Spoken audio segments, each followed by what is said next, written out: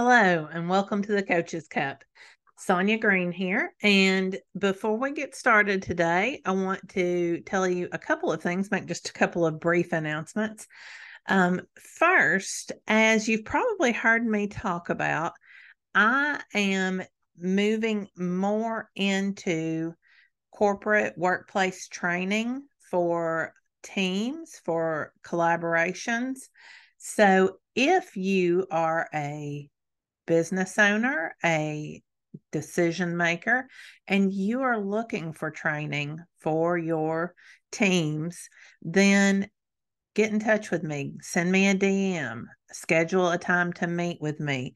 Or if you know someone who's looking for this kind of training, let me know. I did this type of teaching and training for years in the academic space, and so it's something I've always enjoyed, working with people, helping people learn to work together and be more productive is something that gives me great joy. And so I would love to work with you. Let me know if you have any needs there. Also, because of that, and because of some shifts in my training schedule, I currently have two openings for one-on-one coaching that they're open. They should be open next week. This podcast drops the 19th, so they start the next week. So if you are interested in coaching with me, if you've been thinking about it for a while and want to pull the trigger, I've got two openings right now. I don't know how long they'll last, but I would love to talk with you about how I can work with you. My intention is to continue doing one-to-one coaching even while I'm doing training, but I don't know that I'll be able to do as much as I have been because my schedule just won't allow for as much. But anyway, if you do, you can get in touch with me at sonyagreencoaching.com. You can schedule either way, you can schedule a time to talk to me, or you can just send me a DM, get in touch with me on Facebook, all the ways. All right. So, one of the things that I want to talk about today is something that has always been near and dear to my heart, and even more so as I am moving back into helping people learn how to work together in teams and collaborate. One of the ways that we all make sense of the world is through story. I don't think that's a surprise to most people. We tell a narrative, we make sense of our existence through stories. If you don't believe me, look back at any culture, whether it's indigenous people, Vikings, Egyptians, anywhere in history that you look, there is a set of stories about how that culture started, about how it developed and created. Um, that's how we communicate. That's how we make sense of our world is through story. And I think it's useful to keep in mind because when we are working with other people, whether it's a personal relationship or a business relationship, we are always setting ourselves up as a character in that story. And while we can't control the character that others are taking on, we can definitely control our characters. And there's three main types of characters that I'm going to talk about today. And you will not choose one and then be that one person through your whole life. You will probably and when I name them, you're gonna understand this. You will switch out from time to time. Um, Probably the character that you want to be the one that you would choose to be most of the time is the hero. And I'll talk a little bit about what that is momentarily. But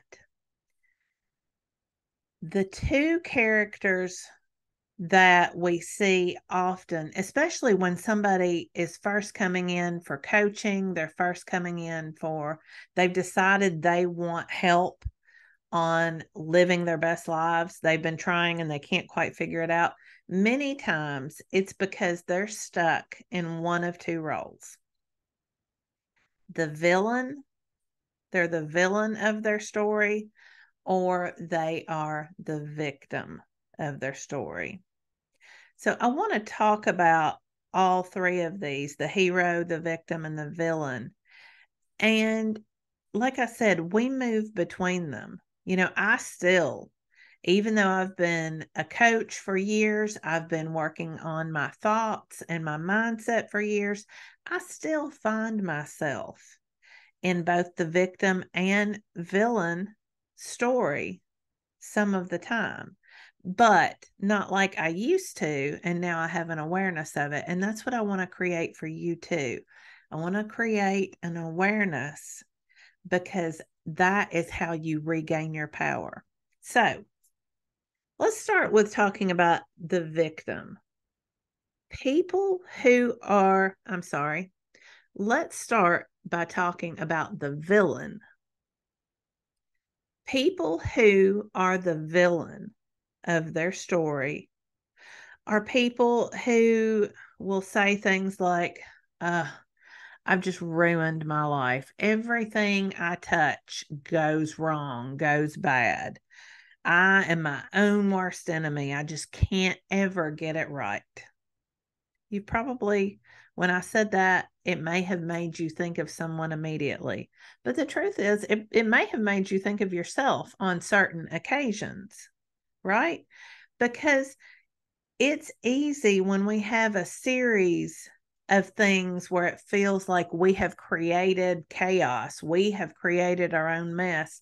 It's easy to get down on ourselves and tell ourselves, my life's just a disaster. I'm a disaster. I can't get it right. That's an easy story to tell ourselves. And it does give us power, but it's only power for evil, or power for the negative points in our lives. So if we feel like we're the villain of our story, we're giving ourselves power, but only in the sense that we have the power to get it wrong. Never that we have the power to get it right. The second type of character that we see, or role that we can play in our own stories, is the victim. And with the victim, they give up all of their power. The victim story is something like, my parents just ruined my life. My mother ruined my life with the way she raised me or treated me, or, I've never caught a break. I've never had any of the opportunities that so and so had. I've never had the money that so and so had. I'm unlucky. That is a particularly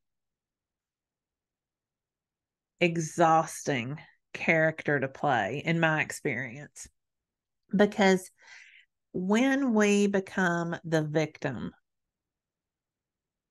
we are giving our power away to everything else. And we are accepting all of the consequences as just something that we have to carry because we're unlucky. And it's an exhausting role, giving your power away like that. It can also be frustrating if you are in a partnership or a team, or just, if you encounter somebody on a regular basis who's always the victim, the energy that they carry is so burdened. It's so heavy. It's hard for them to move out of that. And it's certainly almost impossible for them to see that they have any control over the situation. So if you are the victim in your story, everything happens to you. Nothing happens for you. So when you think about these two roles, the villain and the victim, the good news is I said that we switched between them. We can move from one to the other.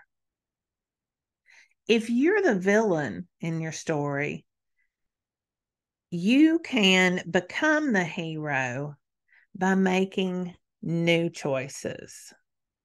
You have, in fact, think about examples of this in fairy tales or movies or books that you've read. Think about the story of somebody who has ruined their life and they make new choices. They decide to make new choices and they become the hero. They overcome the obstacles. They take on their power and make a new path for good.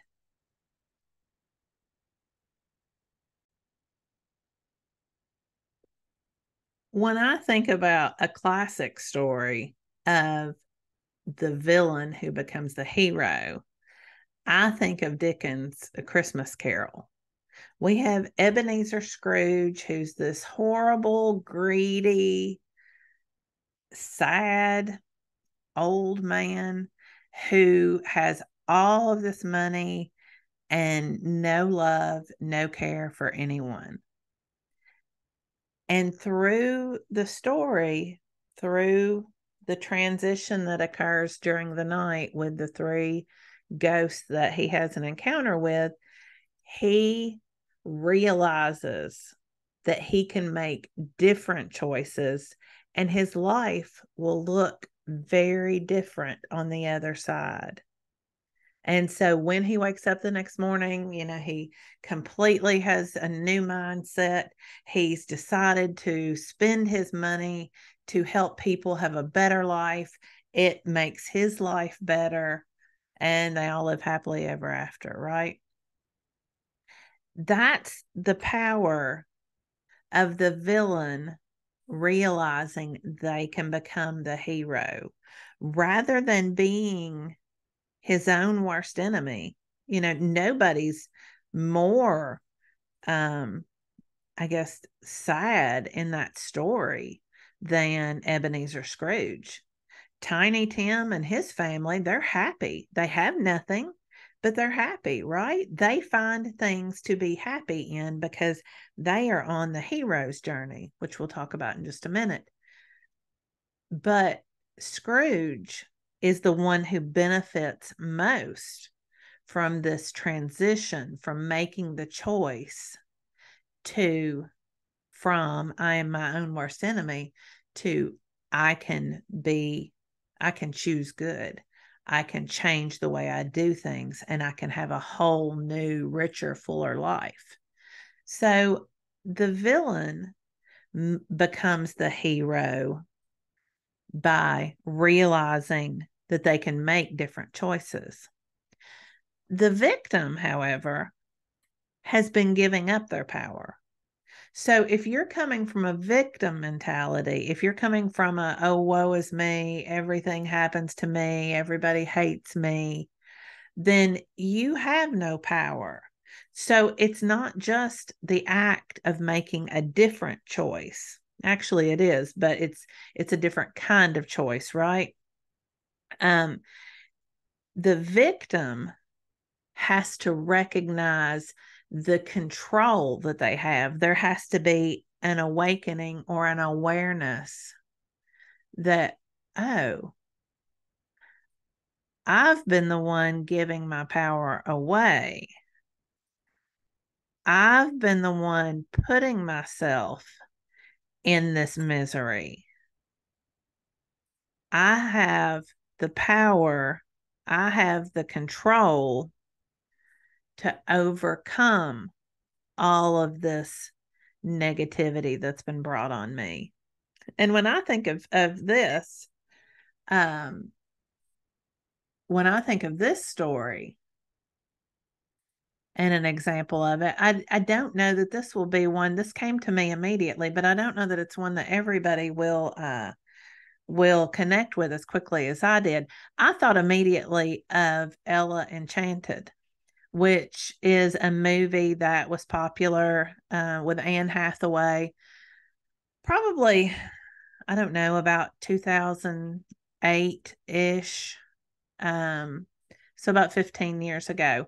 And she is given a gift by her fairy godmother, and it's the gift of obedience. And so she has to obey everything everyone says. And of course, as soon as they realize that, there are a lot of bad characters, a lot of villains in the story who take advantage of that. In fact, one of the characters is the king, who tells her that she has to kill the man she loves, his nephew, who's going to take over as king. So she is the victim of this gift. She spends the entire movie trying to find her fairy godmother to get the gift removed, and the fairy godmother won't remove it. But what Ella finally realizes in this moment where she is holding a knife, getting ready to kill the man she loves, is that the power, the real power, comes from inside of her, not from what people on the outside are telling her. So it's really a great example of a victim overcoming their circumstances. She drops the knife. She realizes she doesn't have to kill the man she loves. There's more to the story than that. But basically, in that moment, she realizes her power. And that's what victims, that's the point victims have to get to. They have to understand that they have the power. They have really the only power to influence how they feel about themselves. So the next time you're throwing yourself a pity party, and which I mean, we all do that, do it, right? There are moments where we genuinely feel like, oh, woe is me. But we have to have the power, we have to have the awareness that we may feel this way for a certain reason, but we have the power to pull ourselves out of it. And, especially with the victim mentality, telling ourselves the victim story, both of these are destructive stories to tell, but the victim mentality, the longer it goes, the more destructive it is, because the longer you give away your power, the longer it usually takes to realize that you have the control to get it back. It's just something that kind of builds on itself. So both are destructive characters, but the good news is that once we realize that the power is within us to make our choices, that there's no such thing as luck.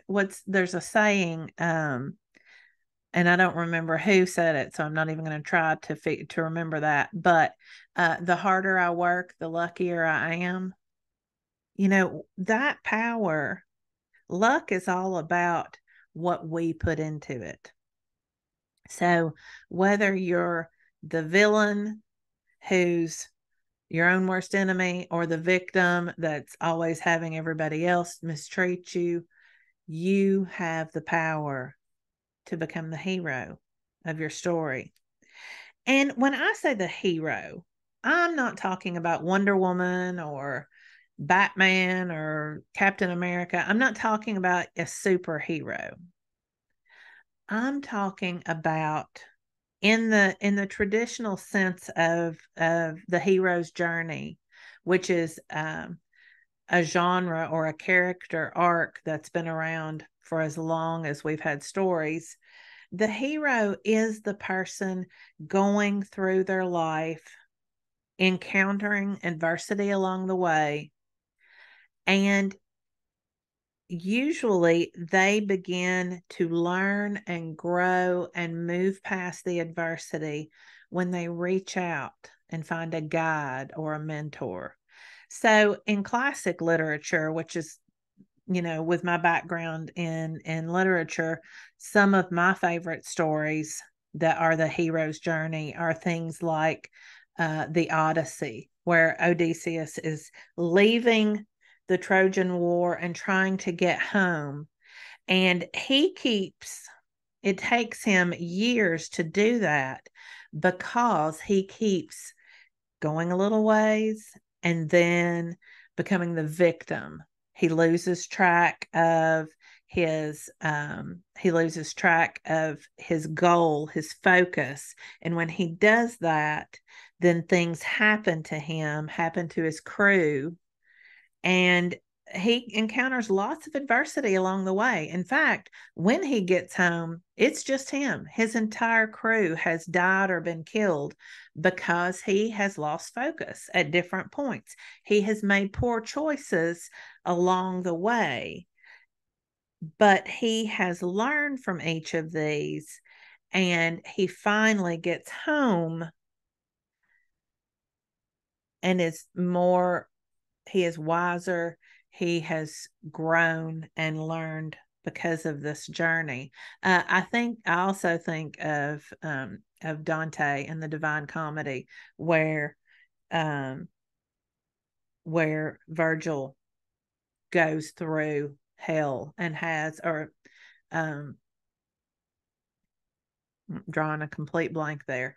But anyway, the Divine Comedy, where we have the hero going through, especially the first one, the purgatory, or the inferno, sorry, where he is going through with Virgil as his guide. He's going through the levels of hell, and he's encountering each level where he finds people who are in hell for a variety of reasons, and encounters each of these adversities and learns from them as he goes. So why am I telling you all of this about Dante? Number one, it's good reading, but being the hero of our story is not just happily ever after,